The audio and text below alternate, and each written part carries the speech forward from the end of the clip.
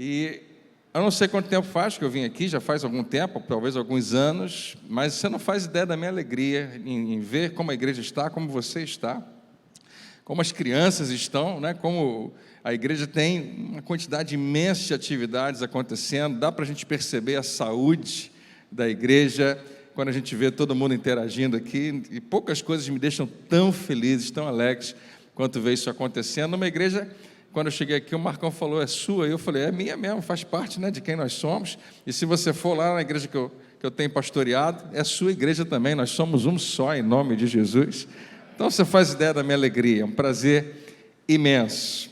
Como o Marcão já apresentou minha esposa, a Rafaela está aqui comigo, eu tenho 2 filhos, o Davi e a Rebeca. Se você ainda não sabia, né?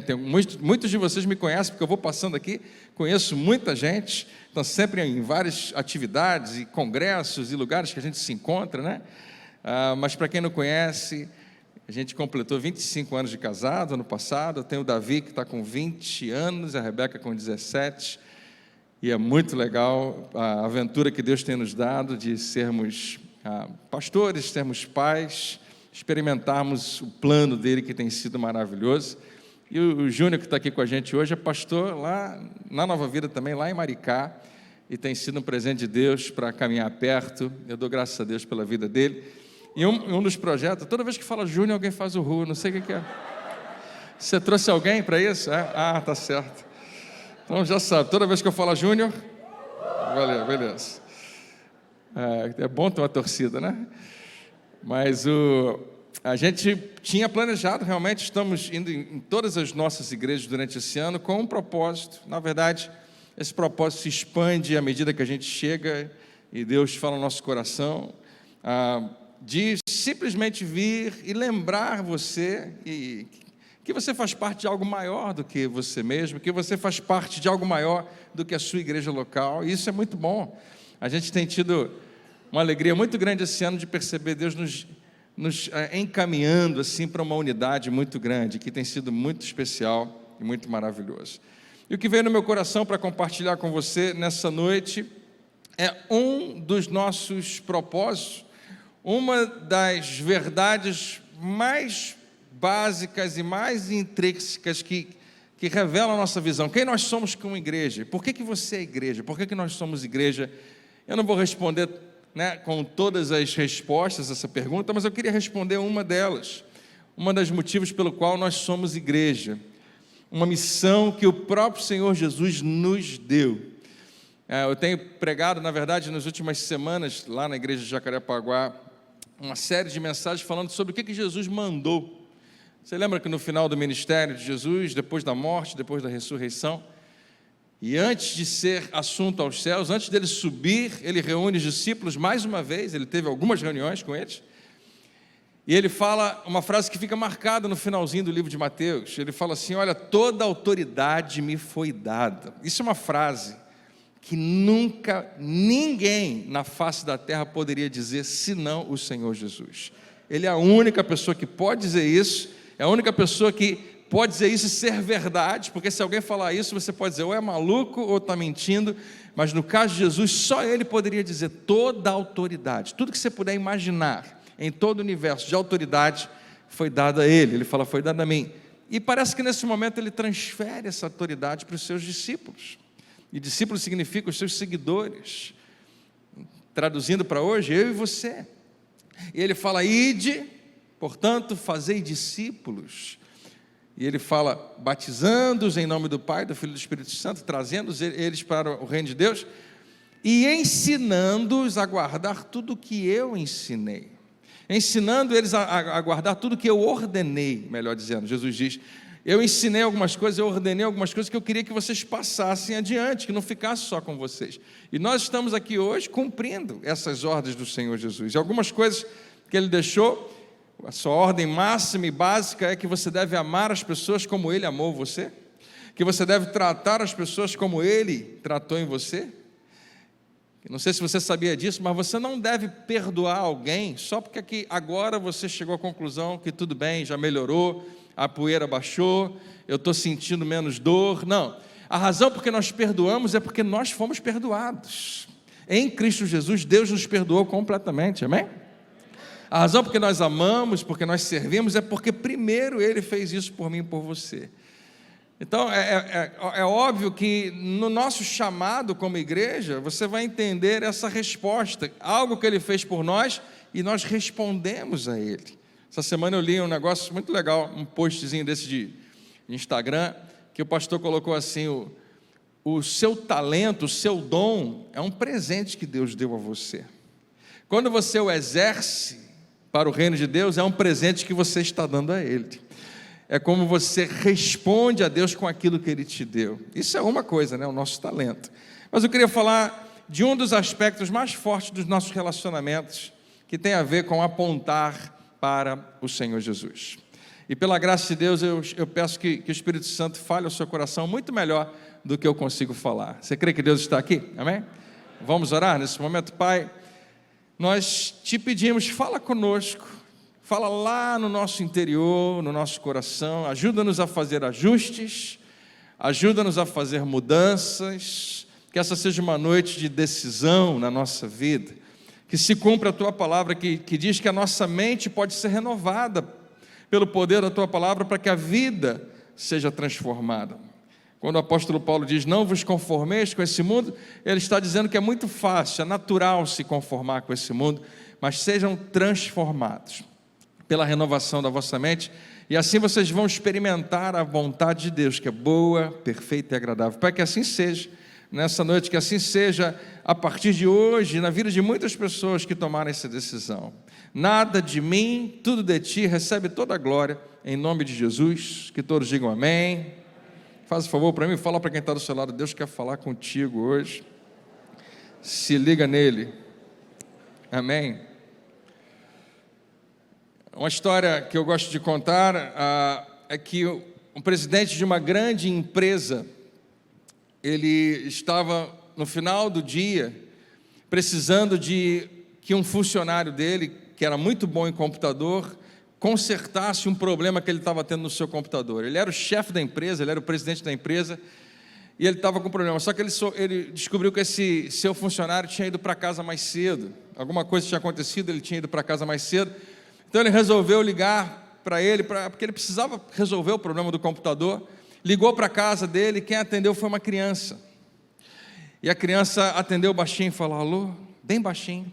E o presidente falou, tudo bem, eu queria falar com o fulano de tal, está em casa? A criança falou, tá.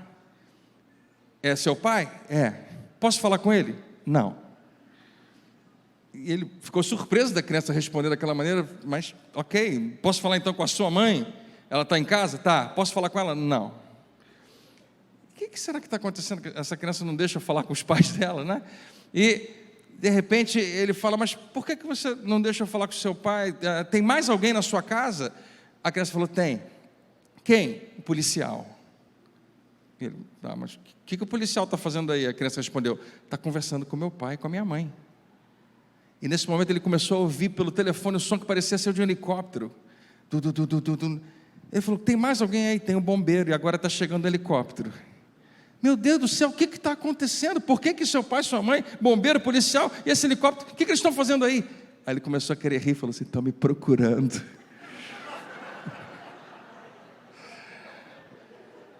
Essa história é linda, né, gente? Não sei se você já teve filhos assim. De vez em quando, crianças fazem isso com a gente. Eu queria falar com você hoje de coisas preciosas que nós perdemos. E como nós lidamos com coisas preciosas que estão perdidas. Como nós encaramos isso. Melhor do que isso, se você em algum momento dormir na mensagem, já vou te dizer logo a parte mais importante, que você pode dormir um pouquinho, não tem problema. Mas é que hoje eu queria muito lembrar a você que relacionamento Deus tem com pecadores. Qual é o relacionamento que Deus tem com o que eu e você chamamos de pecadores? Eu não sei se você se considera um pecador, eu não sei se você acredita que realmente é em Cristo, porque você nasceu de novo, você foi justificado, então você não é mais pecador, mas você conhece pecadores, ou como é que isso funciona? Qual é a dinâmica disso? Como é que Deus trata com pecadores? E ao mesmo tempo responder a pergunta, se Deus trata assim, como é que nós devemos tratar? Se é assim que Deus pensa, como é que nós deveríamos pensar? Quantos aqui sabem que Jesus é o seu Senhor? Declarei, diga bem, bem alto aí. O dia que você declarou isso em fé, Ele se tornou o teu Salvador também, né? Romanos capítulo 10 diz que se com a tua boca confessares Jesus como Senhor, e no teu coração creres que Deus o ressuscitou dentre os mortos, serás salvo. Porque com o coração se crê para a justiça e com a boca se confessa a respeito de salvação. Mas nós não necessariamente precisamos declarar como Salvador, Ele é, mas nós o declaramos como Senhor. E isso implica numa postura de que se Ele é o Senhor, eu não sou mais. Se Ele é o Senhor, eu sou o servo, eu estou do lado de cá. Ele é que manda. Então, no final das contas, você decidiu seguir a Jesus, você decidiu servir a Jesus, você está atento para o que é importante para Ele, para o que Ele quer, para o que interessa para Ele, porque imediatamente tem que interessar para mim e para você também. Alguém diz amém? No ministério de Jesus, algo muito interessante acontecia. Aliás, o título dessa mensagem é esse daqui, De Olhos na Estrada. E existe um personagem numa história que Jesus conta, que tem essa postura de ficar olhando para a estrada. Talvez você conheça bem essa história. Algo muito interessante sobre o Senhor Jesus é que as pessoas que não se pareciam em nada com Jesus, gostavam dele. É muito interessante como Jesus rotula as pessoas, bem diferente de como eu e você rotulamos. Nós rotulamos as pessoas, olhamos e falamos, aquele ali é rico, aquela ali é pobre, aquele é feio, aquela é bonita, aquele é isso, aquele é aquilo. Aquele ali, eu não vou com a cara dele, eu não sei nem dizer porquê. Já teve gente assim, você não sabe explicar porquê, você não gosta da pessoa. Deixa eu te falar, gente, isso não é de Deus não, tá? Tem que amar as pessoas, mesmo aquelas que você não foi muito com a cara delas. Estou falando isso porque tem isso na gente que a gente não sabe explicar, né? Não sei, se você não fosse crente, você ia dizer que o santo não bate, né? Mas você é crente, você não fala isso, você só pensa. Mas, no final das contas, a gente não sabe, às vezes, explicar as barreiras que aparecem entre eu e você para nós não termos o relacionamento que deveríamos ter. Nós rotulamos as pessoas, nós dizemos como elas são, como elas não são. Nós conversamos com um grupo de pessoas que a gente chama, é a minha turma, é o meu grupo, é a minha galera, é gente que tem a ver comigo. E nós, muitas vezes, torcemos o nariz para a entrada de pessoas que nós achamos que não tem muito a ver com a gente. Amizades acontecem naturalmente, a gente encontra alguns interesses em comum, a gente conversa e fala linguagens parecidas, mas tem gente que é diferente, e a gente fala, tudo bem, não é do meu grupo, não faz parte de quem eu sou. Curiosamente, Jesus, no seu ministério, e vamos esquecer, não apenas no seu ministério, no seu dia a dia, porque a gente parte da premissa que o tempo todo Jesus estava trabalhando, possivelmente ele estava, mas a Bíblia fala que ele vivia uma vida normal, vivia uma vida comum, e mesmo quando ele simplesmente se sentava para relaxar um pouco, para descansar um pouco, frequentemente acontecia dele se sentar com pessoas que não tinham nada a ver com ele. Ele é o maior exemplo de santidade, mas eles se sentavam com mulheres que todo mundo que olhava falava, não acredito que ele se sentou com ela.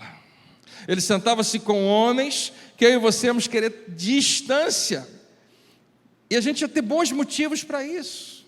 Era justificável, porque eram pessoas de mau caráter, pessoas de péssima reputação, gente que eu e você, se fosse hoje, nós iríamos pensar, não dá para ter amizade com essa pessoa. Jesus, quando a Bíblia diz que ele se assentava com pecadores, estava falando de uma postura que seria mais ou menos como se você convidasse para a sua casa, como se você convidasse um miliciano para sua casa, um traficante para sua casa, como se você convidasse uma pessoa que você sabe, todo mundo sabe que é pecador, que é pecadora.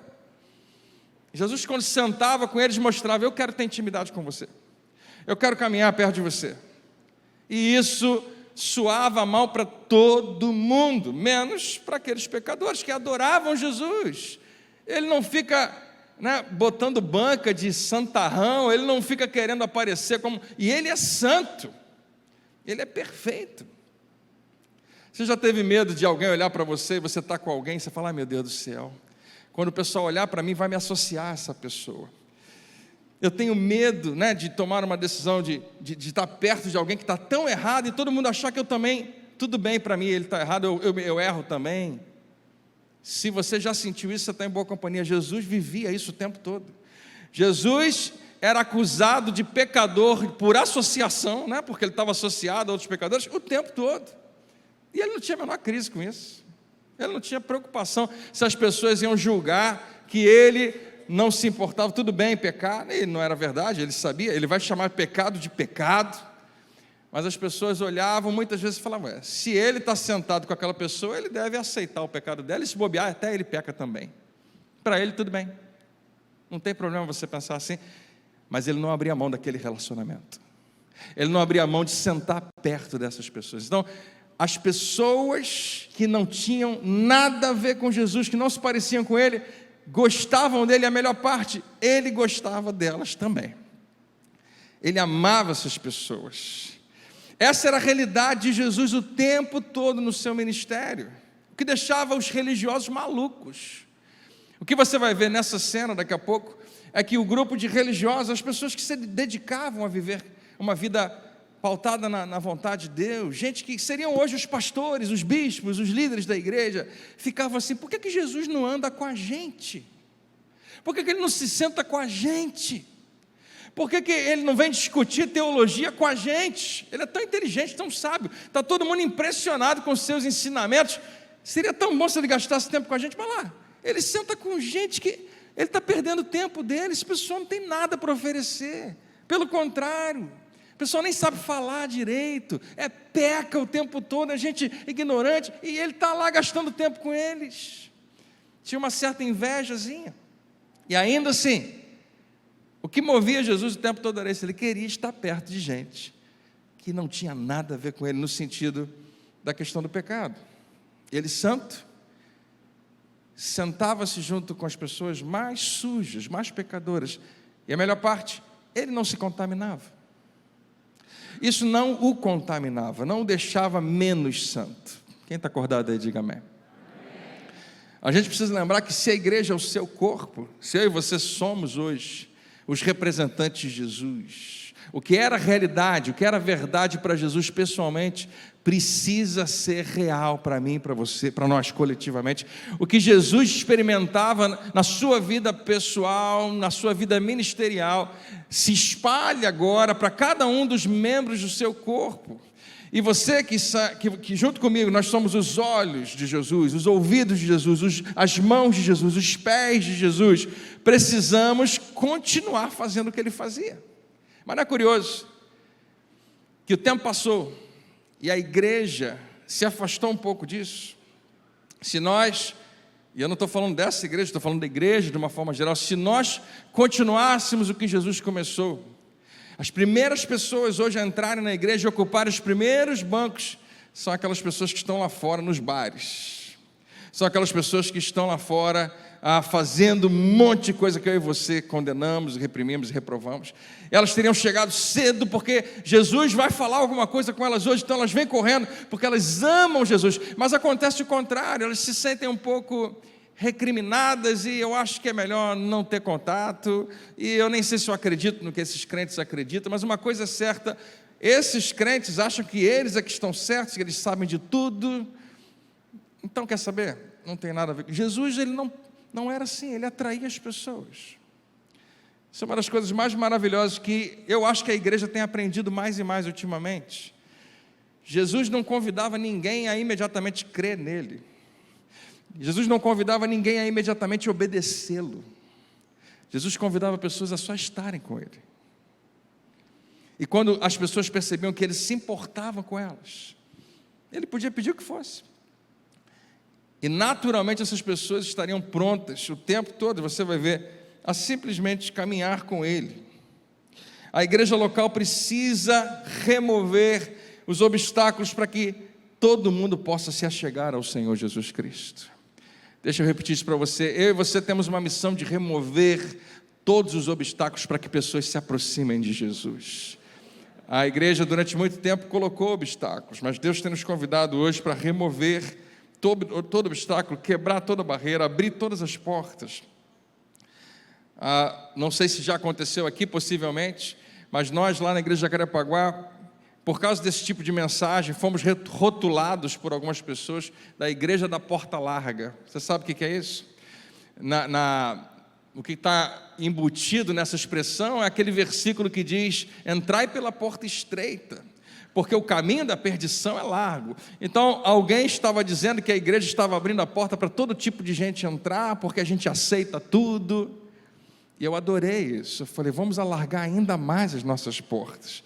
Porque ninguém entendeu direito que quando o próprio Senhor Jesus fala de uma porta estreita e um caminho estreito, é porque só existe um caminho para a salvação.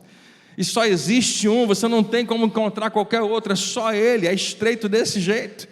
Mas para alcançar pessoas, o apóstolo Paulo diz: eu me faço de qualquer coisa para ganhar pessoas para Jesus. E a gente não tem que ter medo de escancarar as portas. Alguém diz amém? A gente não tem que ter medo de quebrar todas as barreiras e receber todo tipo de gente. Mas é sensacional, porque Jesus, diferente da gente, classifica as pessoas de uma outra maneira. E quando Jesus vai revelar isso, a Bíblia diz da seguinte maneira, eu acho que eu tenho aqui o versículo, Lucas capítulo 15, verso 1, começa: todos os cobradores de impostos e outras pessoas de má fama estavam reunidos para ouvir Jesus. Elas amavam ouvir Jesus. Mas os fariseus e os mestres da lei, que quando a gente ouve esses nomes, lendo o Novo Testamento, parece que muda a trilha sonora, né? Parece que fica a coisa... Pum, pum, pum. Os fariseus e os mestres da lei. A gente trata sempre eles como os vilões, os inimigos. Deixa eu te falar. Eles eram os heróis do povo, eram as pessoas mais dignas de que os outros as imitassem, porque era gente que se aproximava de Deus. Só que eles faziam algo muito errado. Eles faziam todo mundo acreditar que Deus não queria nada com eles, que Deus estava longe deles.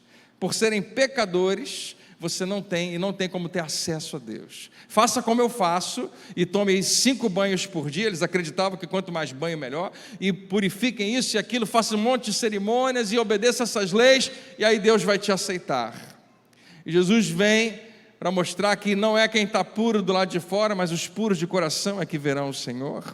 Quando ele prega essa mensagem no Sermão da Montanha, ele fala: esse homem está fazendo amizade com aquelas pessoas de má fama e até está comendo com elas, para dizer o tamanho da gravidade, da profundidade desse relacionamento. Então Jesus contou essa parábola: se você tivesse 100 ovelhas e uma delas se perdesse, Jesus agora começa a falar de uma linguagem que todo mundo lá sabia, tivesse 100 e uma se perdesse, não deixaria as outras 99 para a procura da perdida até conseguir encontrá-la? Nós vivemos do lado de cá do mundo, 2000 anos depois, a gente não entende isso muito bem. Talvez a nossa resposta é: okay, uma ovelha? Tudo bem. Para eles não, uma ovelha era muito, muito precioso. Então todo mundo respondeu sim, claro, a gente deixaria as 99 bem guardadas e iríamos atrás daquilo que se perdeu, que é muito precioso, que tem valor para a gente. Quando você perde algo de valor, é natural correr atrás disso. E quando a encontrasse, quando você encontra, você a carregaria nos ombros, todo alegre, viria para casa, e todo mundo, com certeza, Jesus. Essa seria uma alegria muito grande, porque em geral quem perde ovelha nem encontra de novo. Se a gente encontrar, ia ser uma alegria muito grande. E quando chegasse reuniria seus amigos e vizinhos e diria: alegrem-se comigo, pois encontrei a minha ovelha perdida. Todo mundo está ouvindo Jesus, todo mundo está fascinado. Ele está trazendo uma história que eles conseguem se relacionar, se identificar imediatamente. Mas onde que ele quer chegar? Ele quer começar a estabelecer um princípio, que quando você perde algo de valor, e a gente já experimentou isso, você se concentra no que foi perdido e não no que não foi. Não é óbvio isso? Quem aqui já perdeu a chave do carro na hora que mais precisava, estava com pressa? Já perdeu a carteira? Pior do que tudo, o celular. Você perdeu o celular, porque no celular está tudo lá, né? Hoje a gente acostumou com isso. Já perdeu alguma coisa de extremo valor e ficou... Quando você perdeu, você já perdeu tipo assim uma joia, uma aliança do casamento, né? Adiantaria você chegar para o seu noivo ou para o seu marido e falar: querido, eu perdi a minha aliança de casamento, que custou caríssimo, mas fica tranquilo que eu ainda estou com uma pulseirinha aqui. Né? O que você já tem, perde um pouco a importância nesse momento, porque já tem, está guardado. O foco está naquilo que você perdeu, aquilo que tem valor naquele momento, e a gente abre mão, né, a gente não precisa valorizar necessariamente o que já está conosco, embora tenha valor, é precioso, mas quando algo de valor se perde, o seu foco, a sua atenção vai toda para lá. Faz sentido para você? Alguns anos atrás, a minha filha bem pequenininha, eu fui com ela no shopping, só nós dois, e cometi um pecado absurdo, eu perdi a minha filha. Se você já perdeu alguma vez o seu filho, sua filha, não levanta a mão, mas num determinado momento de distração, por alguns segundos, em minha defesa, eu posso dizer por alguns segundos, não por muitos, eu perdi a minha filha. Estava numa loja, eu ia trocar alguma coisa, e tinha um lugarzinho de criança, tinha um playgroundzinho pequeno no fundo da loja. Ela foi correndo para lá, filha, fica aí enquanto eu resolvo. E a moça pediu alguma coisa que estava no carro, eu falei, deixa eu ir buscar rapidinho, eu esqueci que ela estava ali. Saí da loja, segui em direção à saída do shopping, quando estava no meio do caminho, gelei. Minha filha devia ter 3 anos de idade, pequenininha. Voltei, virei para trás, ela estava vindo correndo, toda sorridente, como quem estava brincando de pique-esconde comigo. Está tudo certo, está tudo bem. Mas por alguns segundos na minha cabeça eu falei, meu Deus, imagina perder minha filha. Imagina essa ligação, Rafa, perdi a Rebeca. Mas fica tranquilo que a gente ainda tem o Davi. Não é maluco um negócio desse?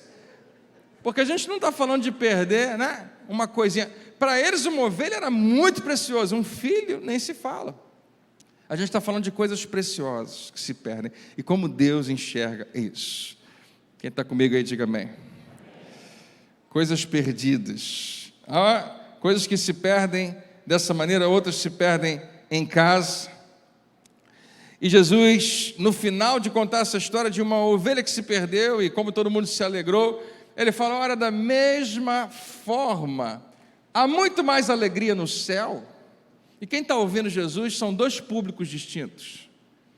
Os pecadores, quando Jesus fala, quando Lucas começa a escrever falando dos pecadores e publicanos estavam ouvindo Jesus, são 2 classes de pecadores, só que pecadores seriam pessoas que todo mundo sabe que são pecadores.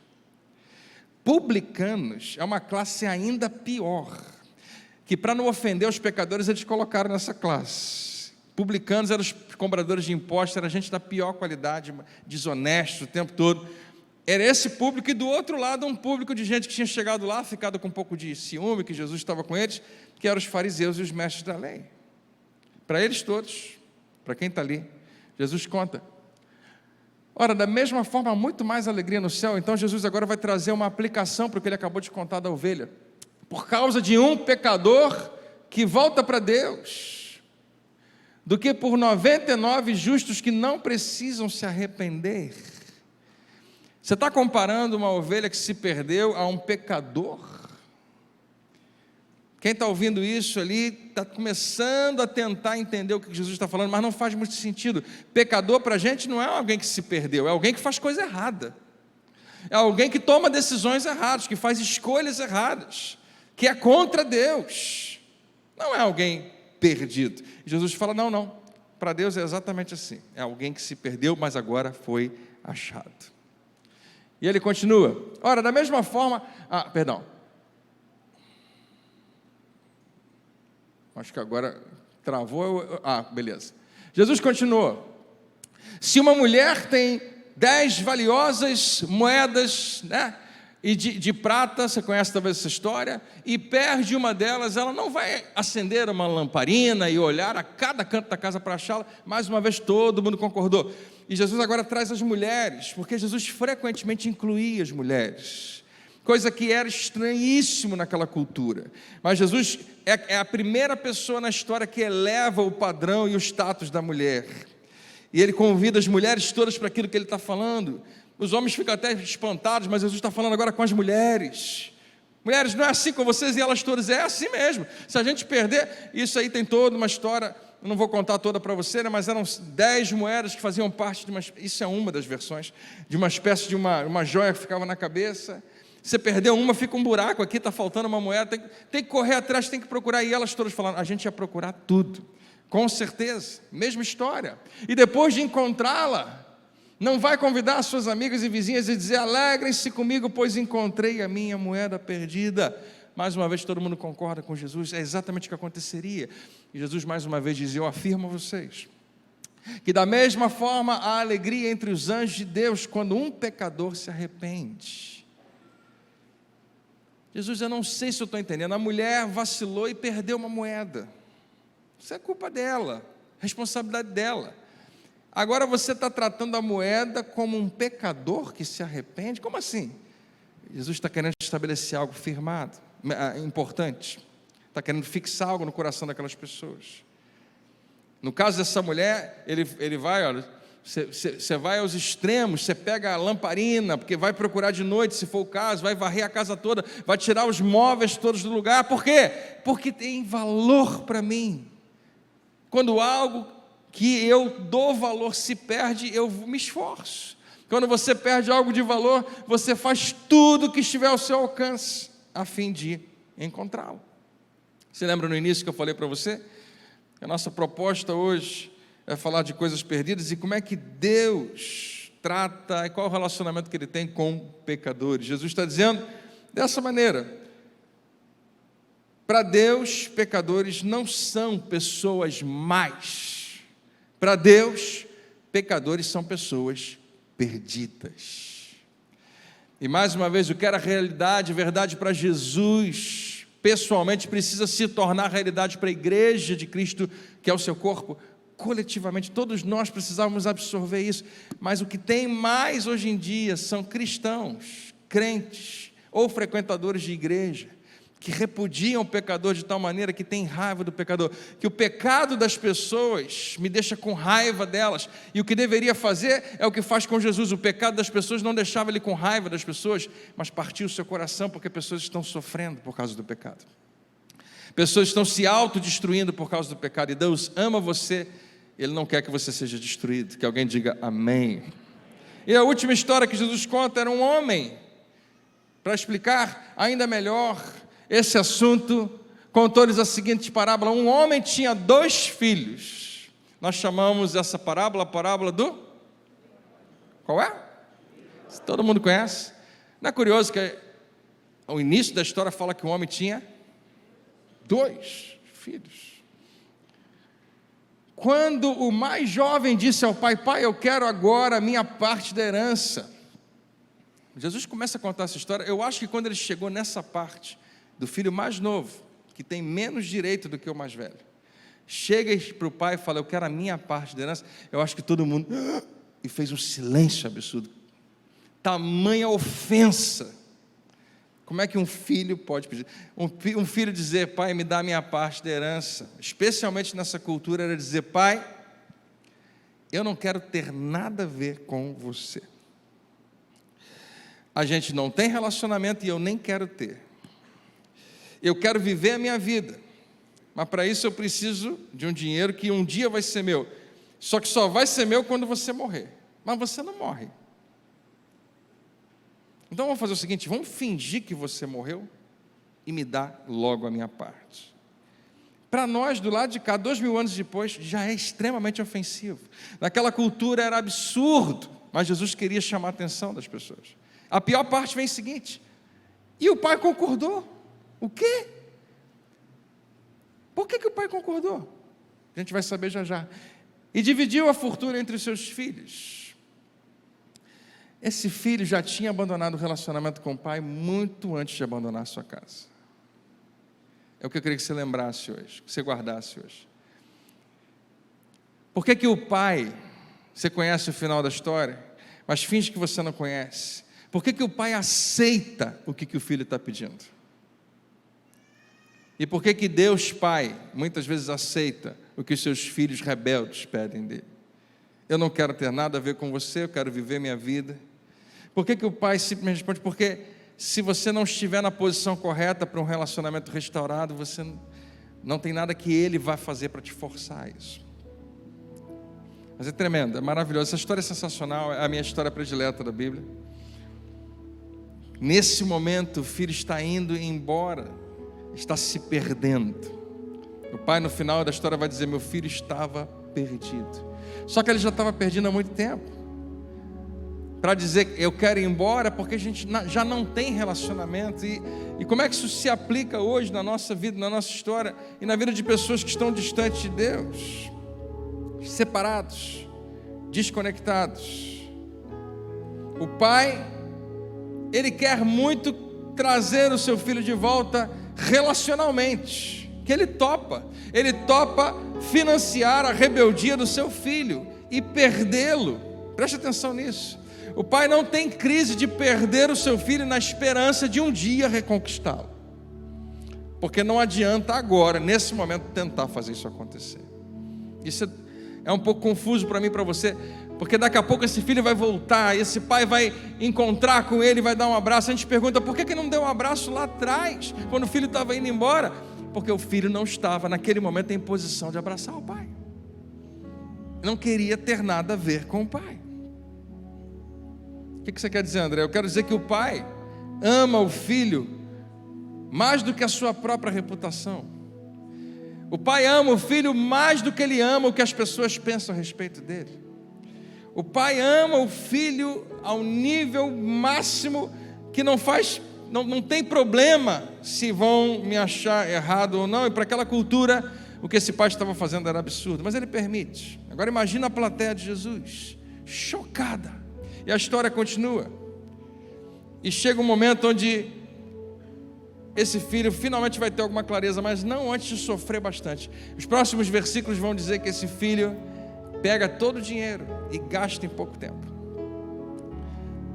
Não sei se ele acreditava que ele ia conseguir algum emprego, mas ele não tem controle da situação e tem uma grande fome naquela terra distante, e ele perdeu tudo. E ele não tem ninguém para ajudá-lo. Ele consegue um emprego. E Jesus, quando fala isso, é para chocar os seus amigos judeus. Consegue um emprego cuidando de porcos, que era a coisa mais absurda que um judeu poderia fazer. Era o nível mais baixo que eles poderiam chegar. E ele está nesse momento cuidando de porcos. É o momento onde Jesus fala que as coisas vão começar a mudar, porque algo acontece dentro dele. Eu acredito que isso acontece com mais frequência do que eu gostaria, mas Deus permite que você vá até o fundo, se for necessário chegar lá, para finalmente enxergá-lo, para finalmente descobrir que você precisa dele. Eu não sei quantas pessoas eu já conversei, já atendi, já aconselhei, já vi de perto pessoas que estavam completamente cegas. Não há o que você possa falar para elas, não vão atender, não vão te ouvir. E é como se Deus falasse: você vai ter que deixar ela chegar num lugar tão fundo, tão ruim, para ela perceber que ela depende de mim, que ela precisa de mim, porque você não vai conseguir mudá-la. Quantas vezes Deus não quer que ninguém chegue no fundo do poço, Ele não acha que é necessário, mas eu e você sabemos que, infelizmente, para muitos de nós é assim. Tamanha a nossa inclinação a essa rebeldia. Eu sempre fiquei com raiva desse filho mais novo, sempre tive raiva. Quando eu ouvi essa história, eu falei: meu Deus, que raiva desse rapaz. Eu ficava, você conhece a história que depois aparece o filho mais novo, que o filho mais novo fica indignado no final da história. E eu consegui entender a indignação dele. Eu falei: eu também ficaria. E demorou muito tempo para Deus falar ao meu coração: André, você acha que você se identifica mais com o filho mais velho? E no início eu falava assim: Senhor, eu acho que eu me pareço mais com esse filho mais velho, porque eu estou em casa, eu não saio de casa, eu estou te servindo. E Deus veio me mostrar com o tempo que eu era muito mais parecido com o filho mais novo. Errado demais, precisando de graça e misericórdia como todos vocês, experimentando a graça que só um pai gracioso pode dar.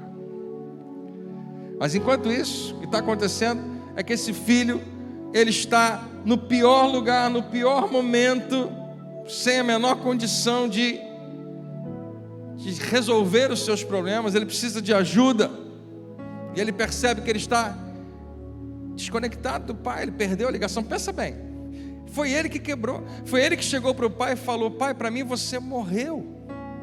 No final dessa história, o pai vai dizer: filho, infelizmente era o contrário, você que estava morto, mas reviveu.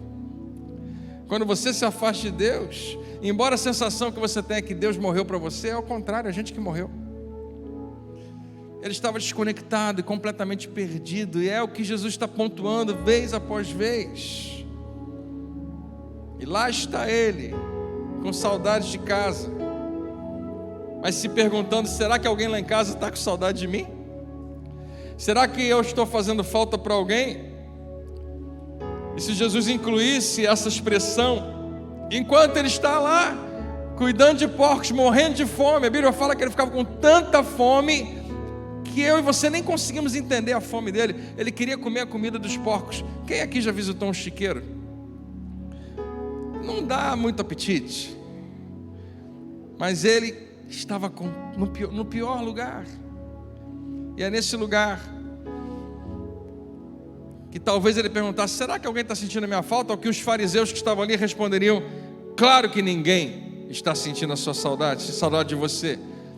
E os pecadores também pensariam nisso: claro que não, claro que ninguém está sentindo falta de você. Claro que você não faz falta naquela casa. Claro que está todo mundo lá melhor sem você. Deixa o seu pai lá em paz, deixa o seu irmão em paz, aceita o final da sua história, que é exatamente isso. Queridos, chegou um momento que eu queria que você entrasse nessa história, porque há pessoas que eu e você conhecemos, que estão vivendo secretamente esse mesmo dilema. Estão longe do Pai, não estão longe geograficamente, estão longe espiritualmente, estão longe emocionalmente, estão longe de Deus. E você talvez conheça essas pessoas, e talvez a razão porque você veio aqui hoje é porque Deus quer fazer você lembrar delas. Então ele se levantou e voltou para casa, para junto do seu pai. Ele pensa: meu pai, eu não sei porque eu não queria ter mais nada a ver com ele, a gente fechou, quebrou o relacionamento, eu não sou mais filho dele, não tem mais como ser. Mas eu lembro que meu pai, ele tem algumas qualidades sensacionais. Ele é um pai bom, ele é um pai generoso. E os servos lá de casa são bem cuidados, tem pão todo dia. E eu aqui estou tentando comer, não tem nada para comer. Já sei, vou voltar para casa e vou apelar para essa generosidade, para essa misericórdia. Mas eu sei que não dá para ser filho mais, não tem mais como. Eu quebrei essa ponte, eu quebrei, eu que decidi que não vou ser mais filho. Então vamos fazer o seguinte: quem sabe ele me contrata como servo, quem sabe eu posso me tornar um escravo, que eu posso trabalhar pra caramba e ele me dá só comida. Eu aceito qualquer coisa, mas é a minha última chance, é a minha última solução. Então ele se levantou e voltou para casa, para junto do seu pai. E quando ainda estava longe, Jesus sabe direitinho colocar as palavras, né?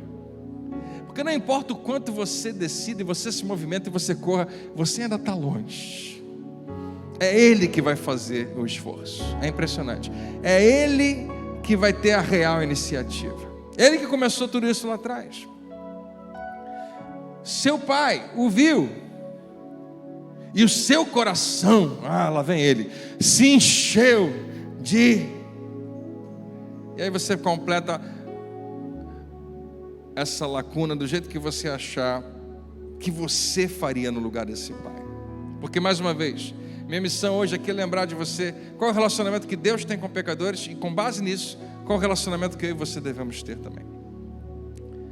Pensa num cara que fez tudo errado, e você tinha avisado a ele, e você já tinha orientado, e você já tinha dito, mas ele fez tudo errado, e muita gente sofreu, e a mãe chorou por semanas, e esse filho, ai que se eu pego ele, que raiva, e lá vem ele agora, vindo pela estrada. E o coração do seu pai se encheu de raiva?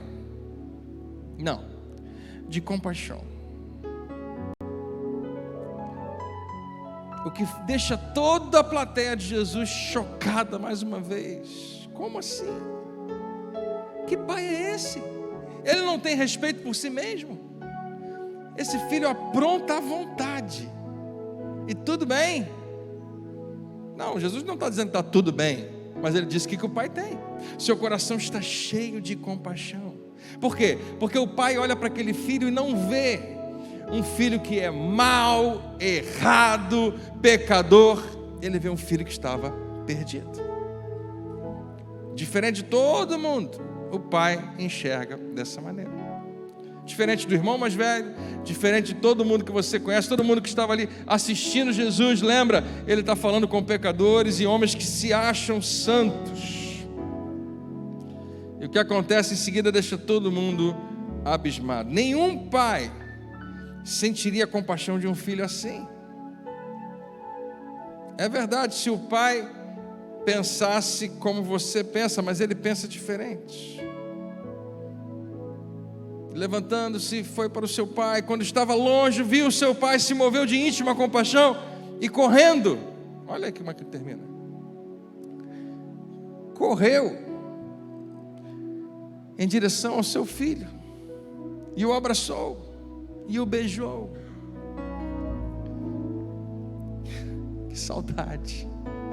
Você não faz ideia de como eu estava esperando por você e como eu te amo. E beijo para cá e beijo para lá e abraço. Quem está assistindo Jesus está assim. Esse menino estava cuidando de porcos. Esse pai se dá a vergonha de ir correndo. Homens judeus, idosos nunca vão correr. É uma falta de respeito, os outros que correm até ele, mas ele vai lá e corre e abraça e beija o seu filho. O que está acontecendo? E vem essa pergunta: por que o pai não fez isso antes? Quando o filho estava saindo pela mesma estrada, algumas semanas atrás, alguns meses atrás, para ir embora, para dizer: pai, estou indo embora, não quero mais nada. Por que o pai não correu para o filho, abraçou e beijou? E disse: filho, que bom que você não. E aqui esse é o ponto que Jesus quer enfatizar. Ouça o que eu vou te falar. Esse filho não estava perdido geograficamente. O pai devia até saber onde ele estava. Toda hora devia chegar notícias sobre do seu filho que está. Eu sei. O pai deseja um relacionamento. Ele não quer saber apenas onde o filho está. Ele quer que o filho seja reconectado. Há pessoas que estão conectadas comigo e há pessoas que estão desconectadas. E o pai está dizendo: meu coração está apontando para esses que estão separados, porque o meu desejo é trazer eles para perto. E a igreja de Nova Vida, a Família da Fé em Bangu, pode ser uma dessas pessoas, uma dessas famílias que vai ajudar Deus a encontrar pessoas perdidas. O nosso foco, a vida inteira, não estou falando da igreja local aqui, mas da igreja de Nova Vida e de muitas igrejas, não costuma ser a ovelha perdida, costuma ser as 99. Não costuma ser o que se perdeu, mas o que já está aqui, porque é bem mais fácil tratar com quem já está dentro. A gente, se continuar pensando assim, corre o risco de nos separarmos daquilo que Deus deseja fazer.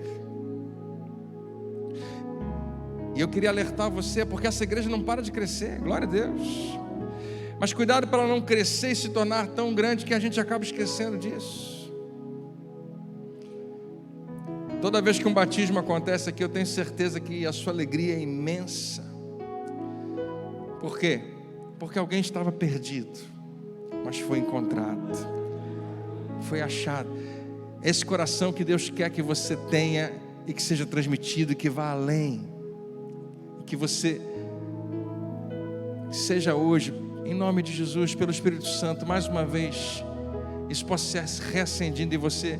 Os olhos do pai estão na estrada, ele está o tempo todo vendo, esperando ver se o filho volta ou não volta. Lembra que eu perguntei para você: você já perdeu alguma coisa de valor? E ficou desesperado procurando, até porque você tinha hora para sair, o celular perdeu, sumiu, a carteira, o relógio, não sei, a chave do carro. Você já ficou procurando. E enquanto isso, tem gente na sua casa que não está te ajudando a procurar. Está vendo televisão, está fazendo outra coisa. Dá um nervoso, né? Porque eu estou desesperado, procurando, preciso encontrar isso e ninguém está me ajudando. Dependendo do seu temperamento, você para tudo, grita com a família: gente, me ajuda, eu estou com horário. É mais ou menos o sentimento que a gente precisa lembrar que Deus tem, quando Ele está procurando pessoas perdidas e nós, muitas vezes não ajudamos. Ele está nos convidando: vamos, me ajudem a encontrar quem está perdido. E como é que isso fica na prática? A igreja de Bangu com certeza já tem algum tipo de estratégia em relação a isso. Eu costumo acreditar que a maioria de nós que estamos aqui um dia foi convidado por um amigo. A maioria de vocês que estão aqui um dia entraram numa igreja e permaneceram naquela igreja porque alguém convidou você. Eu acredito que uma das coisas mais importantes que você vai fazer para o corpo de Cristo seja simplesmente convidar pessoas. Convidar pessoas que elas não sabem, mas estão perdidas. Que Deus não está julgando e condenando elas, mas está olhando na estrada, esperando eles darem um passo nessa direção, porque Ele vai correndo na direção delas. Lá em Jacarepaguá, eu chamei as pessoas para pensarem em 3 bons momentos para você convidar alguém a estar na igreja. Eu falei para todo mundo: olha, se a pessoa não vai à igreja, já está um bom motivo. Você conhece alguém que não vai à igreja, né? E você encontrou com essa pessoa em algum momento e esse assunto apareceu de algum jeito, e fala: você tem que ir na minha igreja domingo que vem. Você vai ficar surpreso, a maioria das pessoas topam. Ninguém vai ficar chateado com você, né? Já imaginou? Quantos aqui um dia foram convidados para vir a essa igreja e ficaram? Levanta bem alto a sua mão. Levanta bem alto. Olha só quanta gente foram convidados. Você tem raiva daquela pessoa que te convidou? Ah, miserável, estou aqui até hoje. Não, você é grato por ela, não é? Você está feliz, e eu também estou feliz, porque por causa dela você está aqui. Todos nós estamos felizes por causa daquela pessoa que te convidou. Então você pode ficar surpreso, mas a maioria das pessoas aceita. Quando alguém está passando por um momento de transição na sua vida, era solteiro, agora está casado, é um tempo novo na vida. Não tinha filho, agora tem um filho pequeno. Não tinha, agora tem 2, né? Experimentou um divórcio, era casado, agora está separado. Morava num bairro, agora está morando em outro bairro. Esses são momentos em que, em geral, as pessoas estão abertas para precisarem de direção, de luz, de orientação. Quando você vê pessoas que estão num momento de mudança, um momento de transição, é um ótimo momento para você chegar para alguém e dizer: domingo que vem você tem que ir na minha igreja. Você vai ver, Deus tem direção para você. Deus vai te ajudar nesse novo momento da sua vida. E pessoas que não estão bem. Frequentemente você encontra o tempo todo gente que está passando por dificuldades. É uma ótima oportunidade para você chegar para alguém e dizer: que tal você ir comigo lá na igreja semana que vem? Ah, pastor, mas sabe qual é o problema? Eu não sei quem vai pregar, eu não sei qual vai ser o assunto. Vai que o pastor Marcos fala de dízimo nesse dia. Imagina, levei um convidado. Quando você traz alguém convidado, você se torna uma pessoa diferente. Você começa a pedir a Deus para tudo ser perfeito, né? Para ninguém desafinar, para tudo dar certo, para as classes das crianças estarem funcionando. Você começa a enxergar a igreja pelos olhos de alguém que vem pela primeira vez. Isso é mágico, isso é precioso. Você deveria fazer isso mais vezes. Mas você quer saber de uma coisa? Deus é maior do que isso tudo. E às vezes a gente fica preocupado com quem vai pregar, se vai ser o pastor que eu gosto de ouvir, se é um outro, se é um convidado. Queridos, quantas vezes eu já preguei uma mensagem que eu acreditava que eu tinha passado uma coisa, no final do culto chegava alguém e falou: pastor, o Senhor me abençoou tanto. Quando o Senhor falou isso, eu pensei: meu Deus, eu nunca falei nada disso. Onde que essa pessoa ouviu isso? Sabe o que é isso? É Deus fazendo o que eu não consigo fazer. É Deus traduzindo e transmitindo exatamente o que Ele quer para aquela pessoa. Então não fique preocupado muito com essas questões. Convida. Fala para quem está ao seu lado: convida. É uma das melhores coisas que você vai fazer. Por quê? Porque nesse momento o pai está olhando para a estrada, esperando um filho voltar, esperando os seus filhos. Quando você perdeu algo de valor, você ficou com raiva daquilo que você perdeu? Não, você só foi procurar. Da mesma maneira, Deus não tem raiva de pecadores. O pecado dessas pessoas parte do seu coração. Ele quer apenas resgatá-las, trazê-las de volta para casa. E o filho disse: pai, eu pequei contra o céu e contra o Senhor, eu já não mereço ser chamado seu filho. Vamos ficar de pé? Olha como é que esse versículo diz. O discurso desse filho ensaiado diz assim: pai, não dá mais para ser filho. Mas olha como é que ele coloca: não sou digno, não mereço ser chamado seu filho. Eu espero não ser acusado de heresia quando eu falar isso para você, mas eu acredito que uma vez filho, filho para sempre, particularmente.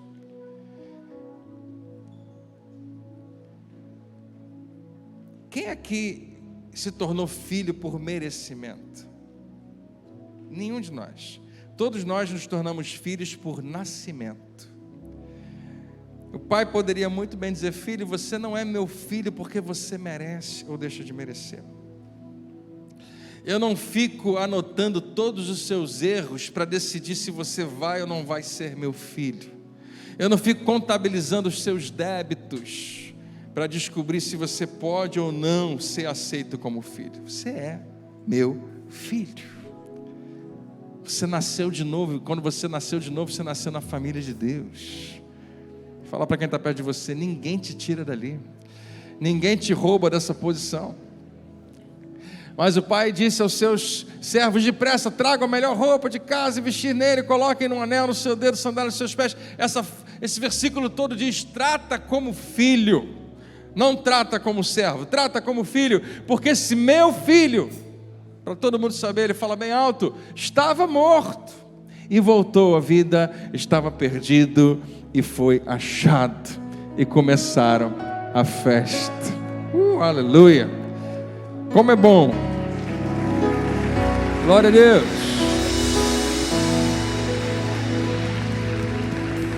Amém. Eu queria orar hoje com você uma oração profética de muitas festas acontecerem aqui nessa igreja. Essa festa que começou lá por causa de uma pessoa que voltou para casa. Você lembra quando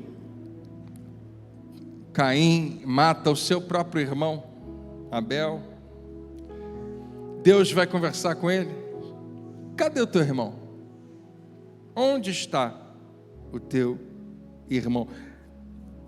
Deus sabia, mas Caim responde de uma maneira muito interessante. Ele fala: eu não tomo conta do meu irmão, eu não sou babá dele.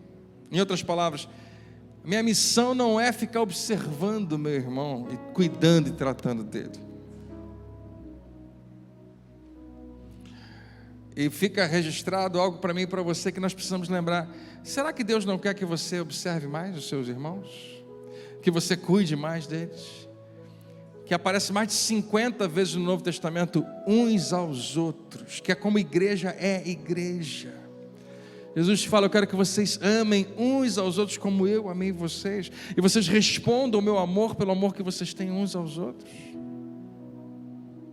Naquela última ceia, quando Jesus fala isso: eu quero que vocês se amem. Ele está falando com 12 homens: quero que vocês se amem. Pedro, João, Tiago, quero que vocês se amem, porque é assim que as pessoas lá fora vão descobrir que vocês são meus seguidores, meus discípulos.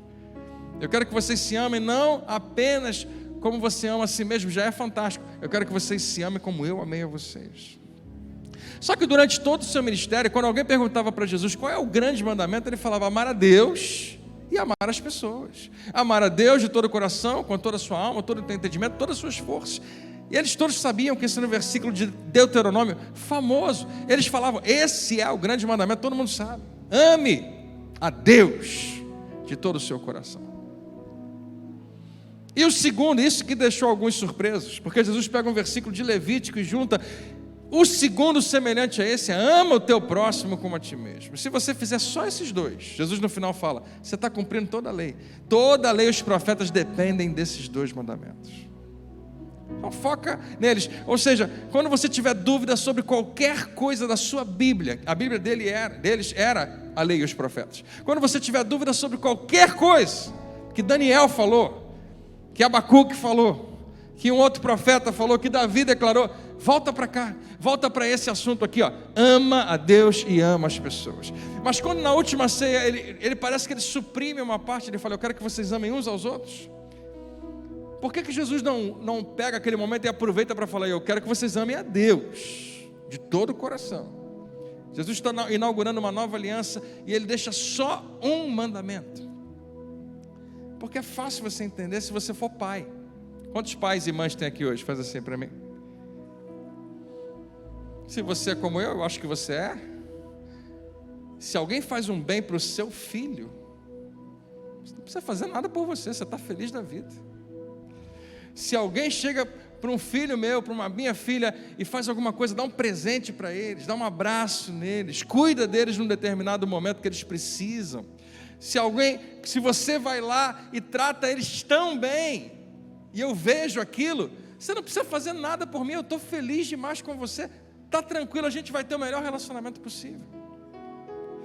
Mas se você tratar mal um dos meus filhos, não adianta chegar para mim e falar, André, tudo bem, vamos tomar um café? Não, não vamos tomar café. Não tem como a gente ter relacionamento. É mais ou menos o que Jesus está traduzindo. Você quer revelar o seu amor a Deus? Não é só na vertical. Na verdade, na vertical, Jesus elimina mais ou menos. É na horizontal. Então não é, embora a gente cante canções do tipo, Senhor, eu te amo Jesus, e a gente canta, te amo, e vamos dizer que você esteja num êxtase de amor, declarando todo o seu amor a Deus, Senhor, eu te amo. Você sabe como é que ele vai responder? Filho, que bom. Agora pega esse amor todo que você tem por mim e lança na vida do teu marido. Ah, Senhor, mas eu te amo. Deixa eu amar só você. Esse cara não merece. Essa mulher não merece. Eu amo o Senhor. Não. Eu quero que você pegue todo esse amor que você diz que você tem por mim e lança na vida das pessoas que eu tenho colocado perto de você. E quando você fizer isso, você está amando os meus filhos. E quem ama os meus filhos me deixa extremamente amado. Se hoje a gente puder dar mais um passo nessa direção, eu quero te lembrar isso. Como membro dessa igreja, como membro do corpo de Cristo, você tem responsabilidade do tipo ajudar a igreja financeiramente, todo mundo sabe disso, você mantém essa igreja. Você tem responsabilidade do tipo se conectar com outras pessoas, seja através de um pequeno grupo, de um ministério, de uma classe, seja o que for, não ande sozinho.